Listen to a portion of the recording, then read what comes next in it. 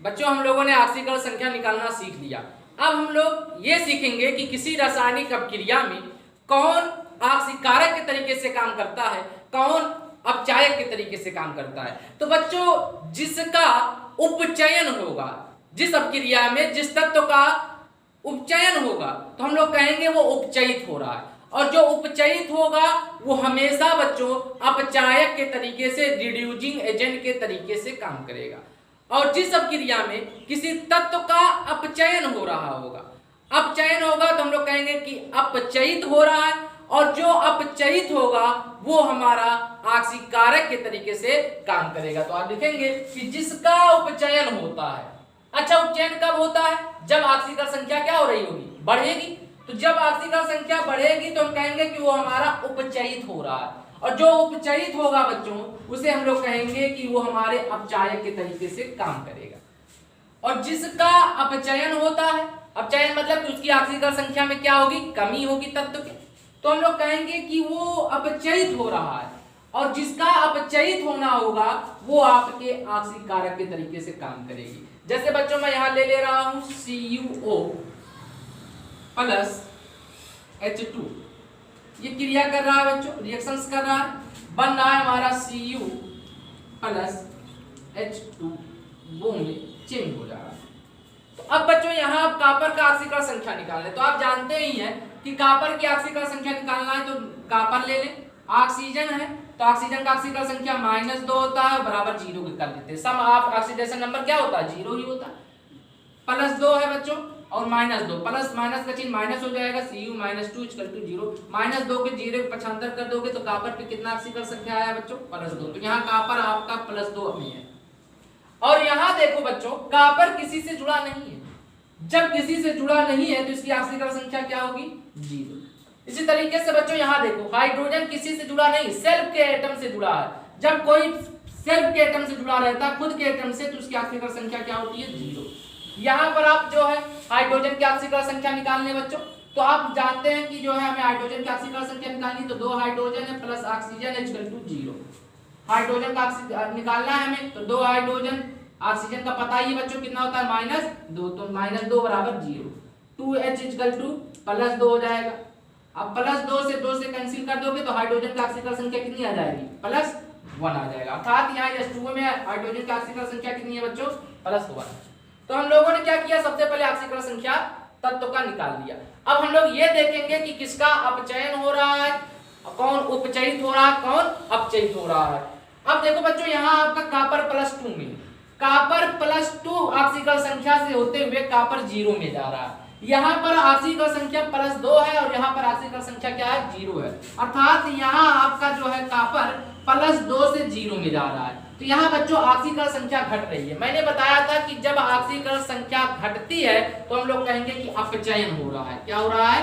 अपचयन। ऑक्सीकरण संख्या अगर घट गई तो हम क्या कहेंगे कि उस तत्व का क्या हो रहा है? अपचयन हो रहा है। यहाँ पर देखो बच्चों, हाइड्रोजन 0 में है। 0 या हाइड्रोजन 0 से किस में जा रहा है? आपके +1 में जा रहा है। +1 ऑक्सीकरण में हाइड्रोजन जा रहा है। तो यहाँ जो है 0 था, यहाँ +1 में जा रहा है। यहाँ ऑक्सीकरण संख्या क्या हो रही है? बढ़ रही है। तो हम लोग कहेंगे कि ऑक्सीकरण हो रहा है इसका। तो हम लोगों ने ऑक्सीकरण और अपचयन पहचान लिया। मैंने बताया था कि जो अपचयन हो रहा है उसे कहा जाएगा अपचयित हो रहा। जैसे यहाँ कॉपर ऑक्साइड, आपका कॉपर ऑक्साइड CuO अपचयित हो रहा है। किसमें अपचयित हो रहा है कॉपर ऑक्साइड आपका? किसमें? कॉपर में। तो कॉपर ऑक्साइड जो है अपचयित हो रहा है बच्चों कॉपर में, Cu में। यहां देखो हाइड्रोजन क्या हो रहा है? उपचयन हो रहा है। उपचयन को ही ऑक्सीकरण कहा जाता है। तो हाइड्रोजन आपका क्या हो रहा है बच्चों? यहाँ H2 का उपचयन हो रहा है। तो जिसका उपचयन होता है उसे हम क्या बोलते हैं? उपचयित हो रहा है। क्या कहते हैं बच्चों? उपचयित। तो यहाँ आपका H2 जो है उपचयित किसमें हो रहा है? H2O में। मैंने बताया था कि जो जिसका अपचयित होगा उसे कहेंगे कि वो ऑक्सीकारक के तरीके से काम करेगा। तो इसका मतलब CuO हमारा किसके तरीके से काम करेगा बच्चों? ऑक्सीकारक हो गया। तो CuO हमारा ऑक्सीडाइजिंग एजेंट के तरीके से काम कर रहा है इस रिएक्शन में। और जिसका उपचयन हो रहा है, जो उपचयित हो रहा है, उसे हम लोग क्या कहते हैं? अपचायक के तरीके से। तो यहाँ हाइड्रोजन किसके तरीके से काम करेगा बच्चों? अपचायक के तरीके से काम कर रहा है। तो इस तरीके से जो हम लोग ऑक्सीकारक और अपचायक की पहचान करते हैं। तो इस रिएक्शन में कॉपर ऑक्साइड आपका ऑक्सीकारक के तरीके से काम कर रहा है और हाइड्रोजन आपके रिड्यूसिंग एजेंट अपचायक के तरीके से वर्क कर रहा है। अगला सवाल बच्चों देखो, जिंक ऑक्साइड है, कार्बन से क्रिया करा रहे हैं, तो हमारा बन रहा है carbon monoxide CO plus zinc बाहर हो जा रहा है Zn। तो सबसे पहले हम लोग क्या करेंगे बच्चों, इसमें हमें पहचानना है कौन उपचयित हुआ, कौन अपचयित हुआ, कौन ऑक्सीकारक है, कौन अपचायक है। इन चार चीजों को हमें बताना है। तो सबसे पहले बच्चों क्या करेंगे, देखेंगे कि सबसे पहले ऑक्सीकरण संख्या निकालेंगे, तभी तो पहचानेंगे ना। तो यहाँ जिंक की ऑक्सीकरण संख्या हम निकालेंगे, क्योंकि जिंक का हमें पता नहीं, ऑक्सीजन की ऑक्सीकरण संख्या पता है -2 होता है। तो बच्चों जिंक की ऑक्सीकरण संख्या नीचे निकाल दे रहा हूं मैं यहाँ, zinc plus O equal to -0, minus नहीं, टोटल ऑक्सीकरण संख्या क्या होती है, समाप 0 होती है। जिंक प्लस ऑक्सीजन का ऑक्सीकरण संख्या -2 बराबर 0, जिंक -2 इक्वल टू 0। Zn को उधर -2 को उधर ट्रांसफर कर दोगे तो जिंक की ऑक्सीकरण संख्या कितनी आ गई बच्चों, +2, अर्थात यहाँ जिंक की ऑक्सीकरण संख्या +2। यहाँ जाओ बच्चों, कार्बन क्या किसी से कंबाइन है, नहीं, तो कंबाइन नहीं है तो इसकी ऑक्सीकरण संख्या 0। इधर आओ बच्चों, यहाँ कार्बन मोनोऑक्साइड का ऑक्सीकरण संख्या निकाल लेते हैं। तो कार्बन का हमें निकालना है, carbon plus oxygen equal to 0। Carbon plus oxygen का कितना होता है बच्चों ऑक्सीकरण संख्या, -2, आपको पता ही है, बराबर 0। कार्बन प्लस माइनस का चिन्ह -2 बराबर 0। कार्बन और -2 को इधर पक्षांतर कर दो तो कितना हो जाएगा, +2, अर्थात यहाँ का कार्बन की ऑक्सीकरण संख्या +2 में। यहाँ बच्चों जिंक को देखो, जिंक किसी से कंबाइन नहीं है तो इसकी ऑक्सीकरण संख्या 0 हो जाएगी। चलो बच्चों, यहाँ आप देख क्या रहे हैं कि जिंक +2 में जिंक 0 में जा रहा है, तो यहाँ +2 ऑक्सीकरण संख्या है, यहाँ 0 ऑक्सीकरण संख्या है। तो ऑक्सीकरण संख्या घटती है तो हम लोग कहते हैं कि उसका अपचयन हो रहा है। तो बच्चों यहाँ जिंक ऑक्साइड का क्या हो रहा है, अपचयन हो रहा है। किसमें हो रहा है, जिंक में अपचयन हो रहा है बच्चों। यहाँ कार्बन 0 में है, यहाँ कार्बन +2 में है, तो यहाँ पर आप क्या देख रहे हैं कि कार्बन 0 से +2 में जा रहा है। यहाँ पर ऑक्सीकरण संख्या बढ़ रही है। जब ऑक्सीकरण संख्या बढ़ती है तो उसे कहा जाता है बच्चों कि उसका ऑक्सीकरण हो गया, तो उसका ऑक्सीकरण हो रहा है। तो यहाँ कार्बन का क्या हो रहा है, ऑक्सीकरण, या इसी को दूसरा भाषा में हम लोग क्या कहते हैं बच्चों, एक नाम और है, उपचयन हो रहा है। तो मैंने बताया था बच्चों कि जिसका उपचयन होगा उसे कहा जाएगा उपचयित हो रहा है। तो यहाँ कार्बन उपचयित हो रहा है। किसमें उपचयित हो रहा है बच्चों, कार्बन उपचयित हो रहा है आपके कार्बन मोनोऑक्साइड में। तो कार्बन उपचयित हो रहा है कार्बन मोनोऑक्साइड में। आपका जिंक ऑक्साइड ZnO क्या हो रहा है बच्चों, अपचयन हो रहा है, तुम कहेंगे अपचयित हो रहा है। तो यहाँ जिंक ऑक्साइड अपचयित हो रहा है। किसमें अपचयित हो रहा है बच्चों, जिंक में। किसमें अपचयित हो रहा है, जिंक में। तो हमने उपचयित और अपचयित पहचान लिया। अब हम पहचानेंगे कि कौन ऑक्सीकारक है, कौन अपचायक है। तो मैंने बताया था कि जिसका ऑक्सीकरण होगा वो अपचायक कहलाएगा, अर्थात यहाँ कार्बन अपचायक के तरीके से काम कर रहा है। तो ये कार्बन हमारा क्या है, अपचायक कहलाएगा। कार्बन हमारा बच्चों अपचायक कहलाएगा, मतलब रिड्यूसिंग एजेंट के तरीके से काम करेगा। और जिसका अपचयन होता है बच्चों उसे कहा जाएगा ऑक्सीकारक। तो यहाँ जिंक ऑक्साइड आपका ऑक्सीकारक के तरीके से काम कर रहा है। ये जिंक ऑक्साइड आपका क्या है बच्चों, ऑक्सीकारक के तरीके से वर्क कर रहा है।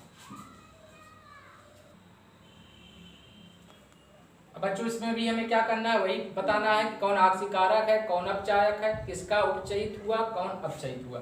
तो सबसे पहले मैंने बताया कि आप ऑक्सीकरण संख्या निकालना। तो MnO2 है तो हमें मैंगनीज की ऑक्सीकरण संख्या निकालनी, क्योंकि हमें ऑक्सीजन का तो पता ही चल गया कि -2 होता है। तो MnO2 में मैंगनीज की ऑक्सीकरण संख्या मैं यहाँ निकाल रहा हूँ। Mn प्लस कितने ऑक्सीजन है बच्चों, 2 ऑक्सीजन, और सम ऑफ ऑक्सीडेशन नंबर 0 होता है।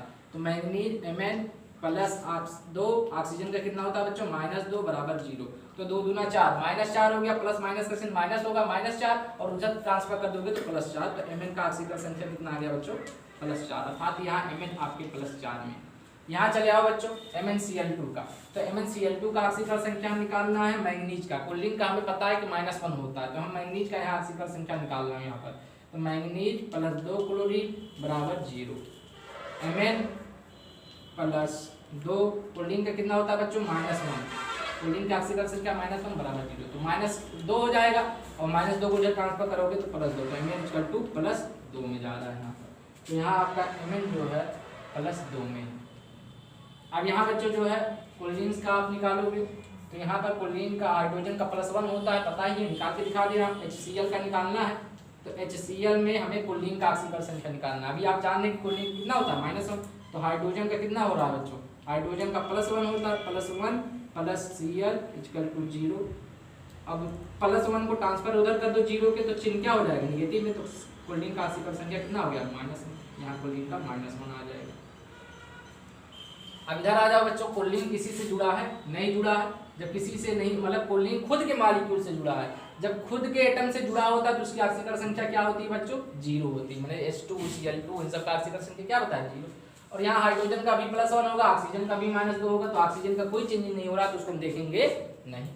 अब यहाँ आओ बच्चों, मैंगनीज +4 से किस में जा रहा है +2 में जा रहा है, तो यहाँ ऑक्सीकरण संख्या क्या हो रहा है मैंगनीज का घट रहा है। मैंगनीज यहाँ +4 में है, वहाँ +2 में है, तो यहाँ ऑक्सीकरण संख्या मैंगनीज का घट रहा है। इसका मतलब कि यहाँ क्या हो रहा है बच्चों अपचयन हो रहा है।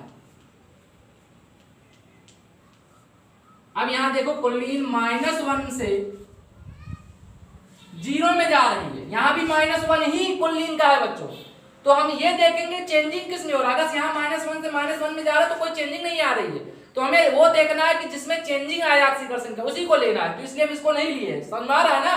तो यहाँ कोलिन की ऑक्सीकरण संख्या 0 है, तो -1 से 0 जा रहा है, तो 0 बड़ा है ना -1 से, इसका मतलब ऑक्सीकरण संख्या क्या हो रही है बढ़ रही, तो हम कहेंगे कि यहाँ हो रहा उपचयन या ऑक्सीकरण हो रहा।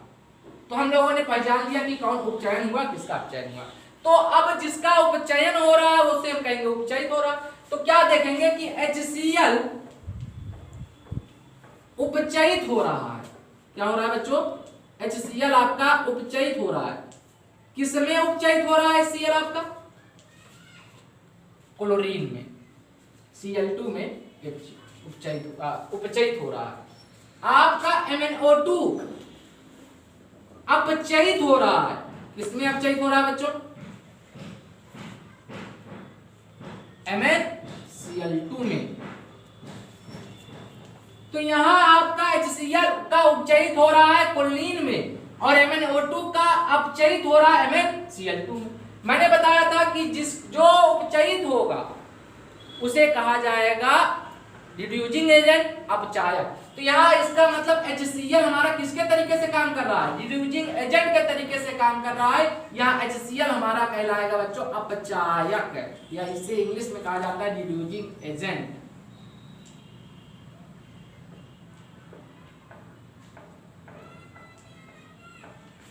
और MnO2 का क्या हो रहा है अपचयित हो रहा है, अपचयन हो रहा है, और जिसका अपचयन होता है उसे कहा जाता है ऑक्सीकारक। तो यहाँ MnO2 आपका ऑक्सीकारक के तरीके से वर्क कर रहा है। तो इस प्रकार बच्चों जो है हम लोग उपचयन, कौन उपचयित हुआ कौन अपचयित हुआ, कौन ऑक्सीकारक कौन आपका रिड्यूसिंग एजेंट के तरीके से कैसे वर्क करेगा, इस तरीके से जो है हम लोग कर सकते हैं। अब बच्चों हम देखेंगे कि दैनिक जीवन में उपचयन का क्या प्रभाव पड़ता है। तो दैनिक जीवन में हम देखते हैं कि अपने दैनिक जीवन में देखते ही रहते हैं कि उपचयन के कई प्रभाव हमें दिखाई देते रहते हैं। जैसे बच्चों क्या होता है कि लोहे पर जंग लगना, तो लोहे पर जंग लगना भी उपचयन का ही उदाहरण है। चांदी के ऊपर काली परत का चढ़ जाना, ये भी जो है आपका उपचयन का ही उदाहरण है। तो उसमें उपचयन में एक आपका पहला एग्जाम्पल हो गया संक्षारण, कोरोजन। संक्षारण मतलब होता है बच्चों की, संक्षारण क्या होता है कि जब कोई धातु होती है तो वायु, नमी और अम्ल की मात्रा में क्या हो जाती है, धातु की पर धीरे धीरे कमजोर हो जाती है। जैसे आप देखते हैं कि लोहा, तो लोहा को जब नमी मिल जाता है, उस पर कुछ अम्ल H+ क्रिया कर देते हैं, तो क्या होती है लोहे की जो चादर होती है धीरे धीरे कमजोर पड़ जाती है। तो इस प्रक्रिया को ही कहा जाता है बच्चों संक्षारण। संक्षारण से बचने के लिए हम लोग क्या करते हैं कि उस पे जो है पेंट कर देते हैं, ग्रीस लगा देते हैं, या यसत लेपन की प्रक्रिया कर देते हैं, गैल्वेनीकरण कर देते हैं। ये जो है संक्षारण की प्रक्रिया होती है। तो परिभाषा हम लोग देखेंगे संक्षारण की, जब कोई धातु आर्द्रता, वायु, जल और अम्ल के संपर्क में आता है तो धातु की ऊपरी परत कमजोर हो जाती है। इस प्रक्रिया को संक्षारण करते हैं। संक्षारण से रोकने के लिए क्या करना पड़ेगा बच्चों, आपको जो है लोहे की जो चादरें होंगी उनको पेंट करना पड़ेगा, या ग्रीस लगा सकते हो, या गैल्वेनीकरण करा जाता है। गैल्वेनीकरण मतलब होता है कि जिंक की परत चढ़ा दी जाती है। इस प्रक्रिया को गैल्वेनीकरण कहा जाता है, या पेंट लगा करके आप संक्षारण को बचा सकते हैं। संक्षारण के उदाहरण में जैसे बच्चों लोहे में जंग लगना, तो लोहे में जंग लगना ये संक्षारण का उदाहरण है। चांदी पर काली परत का जम जाना, चांदी पर काली परत की जम जाती है, ये भी संक्षारण का उदाहरण है। एक चीज ध्यान रखना बच्चों कि जब भी संक्षारण होगा तो उसमें क्या होता है, जैसे लोहे में जंग लग जाता है, तो लोहे में जब जंग लग जाता है तो क्या होता है, लोहे का भार बढ़ जाता है। इसी वजह से जो कबाड़ वाले होते हैं, जब आप लोहे बेचने जाते हैं तो पहले पीटते हैं, जंग को छुड़ाते हैं, क्योंकि उनको भी थोड़ा सा केमिस्ट्री पता है कि अगर लोहे में जंग लगेगा तो उसका भार क्या हो जाएगा, बढ़ जाएगा। तो लोहे में जंग लगने के कारण उसका भार जो वेट होता क्या हो जाएगा बच्चों, बढ़ जाएगा। अगला बच्चों जो है उपचयन का उदाहरण विकृत गंधिता, रेंसिडिटी। तो विकृत गंधिता क्या होता है बच्चों की जो हमारी तैलीय खाद्य सामग्री होती है जिसमें वसा पाया जाता है, जो वसा युक्त तैलीय खाद्य सामग्री होती है, ये क्या होता है कि वायु के जब संपर्क में आते हैं तो वायु के संपर्क में आने पर इनके स्वाद और गंध में परिवर्तन हो जाता है, जिससे भोजन खाने का जो खाद्य सामग्री होती है खाने के योग्य नहीं रह जाती है। इस प्रक्रिया को ही कहा जाता है विकृत गंधिता। बच्चों विकृत गंधिता को रोकने के लिए क्या करते हैं, उसमें प्रतिऑक्सीकारक मिलाया जाता है। प्रतिऑक्सीकारक जो होते हैं वो ऑक्सीकरण के होने की प्रक्रिया को रोक देते हैं, जिससे भोजन में ऑक्सीकरण नहीं हो पाता है और हमारा भोजन जो सड़ता नहीं है। इसी वजह से जो चिप्स के पैकेट होते हैं उसमें भी बच्चों नाइट्रोजन गैस भरा जाता है, ताकि जो है हमारे जो चिप्स हो वो सड़े नहीं। और नाइट्रोजन गैस जो होता है ये कम सक्रिय हो, एक बहुत ही लेस रिएक्टिव गैस होता है और ये ऑक्सीजन की अपेक्षा। इसी वजह से जो चिप्स के पैकेटों में नाइट्रोजन गैस भरा जाता है, ऑक्सीजन नहीं। ऑक्सीजन ही तो उपचयन करा देगा, क्योंकि बहुत ही एक्टिव गैस होता है, तो ऑक्सीजन तो उपचयन करा देगा। तो जब नाइट्रोजन ऑक्सीजन गैस को चिप्स की पैकेट से निकाल लेते हैं और उसमें नाइट्रोजन गैस भर देते हैं, नाइट्रोजन की रिएक्टिविटी बहुत कम होती है और वो ऑक्सीकरण होने से क्या कर लेती है, बचा लेती है। तो देखेंगे वसा युक्त तैलीय खाद्य सामग्री वायु के संपर्क में आने पर उपचयित हो जाता है, जिससे उसके स्वाद और गंध में परिवर्तन हो जाता है। इसे विकृत गंधिता कहते हैं। विकृत गंधिता से बचने के लिए खाद्य सामग्री में प्रतिऑक्सीकारक मिलाते हैं। विकृत गंधिता से बचने के लिए चिप्स के पैकेटों में नाइट्रोजन गैस का प्रयोग करते हैं, क्योंकि नाइट्रोजन गैस कम रिएक्टिव गैस होता है और ये विकृत गंधिता से ऑक्सीकरण की होने की प्रक्रिया को रोक देता है। इस प्रकार बच्चों हमारा क्लास 10th का एनसीईआरटी का पहला चैप्टर केमिकल रिएक्शन आपका जो है रासायनिक अभिक्रियाएं और उसके प्रकार, ये इस प्रकार का हमारा चैप्टर पहला क्या होता है यहाँ समाप्त होता है। अब अगले लेक्चर्स में हम लोग क्या करेंगे, एनसीईआरटी के सवालों को हल करेंगे।